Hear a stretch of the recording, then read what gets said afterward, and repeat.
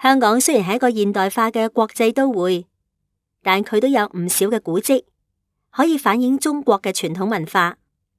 位於元朗嘅錦田，雖然已經逐漸蛻變成為新市鎮，但元朗東邊嘅廣闊農村地帶，著名嘅古老村圍吉慶圍就已經有500幾年嘅歷史㗎喇。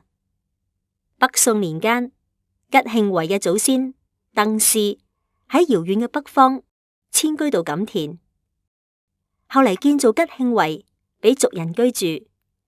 呢度真係我哋找尋歷史及文化嘅最佳教材，更加係中外遊客了解昔日中英戰爭嘅叩門磚。小朋友，你知唔知點樣去吉慶圍嘅呢？吉慶圍位於錦田公路旁，由荃灣地鐵站嘅巴士總站乘搭51號巴士，大約30至40分鐘就可以到達錦田。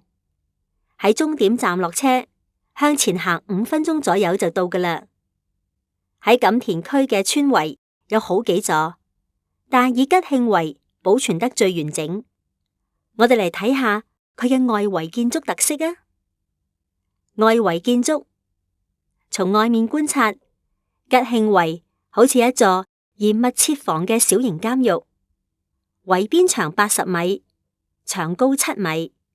清朝康熙年間，為咗防禦盜賊，就喺村圍四周用青磚築咗一道堅固嘅城牆，四角仲有更樓，係早期村內丁男夜晚輪流守更，保衛村內治安嘅。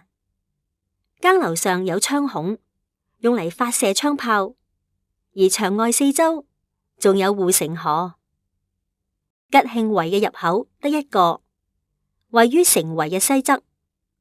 我哋喺入口處一定要留意呢一扇以連環扣形式鑄造、冇連接口嘅鐵門。呢一扇鐵門喺歷史上有段古嘅。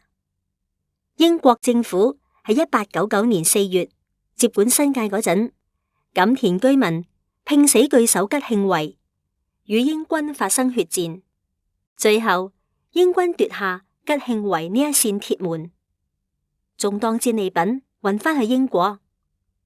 直到1924年，鄧氏後人成功向當時嘅港督司徒拔請求發回鐵門修復。第2年，鐵門終於返回原處。跟住睇下佢嘅外圍建築啊！行入正門，一眼望到底，有一條南北互通嘅主要街道，將整個圍村分為左右兩半。